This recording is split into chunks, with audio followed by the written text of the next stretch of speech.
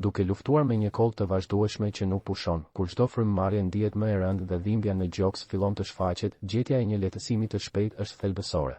Për fat të mirë, ekziston një ilaç i thjeshtë por i fuqishëm në shtëpi që mund të lehtësojë simptomat tuaja pothuajse menjëherë.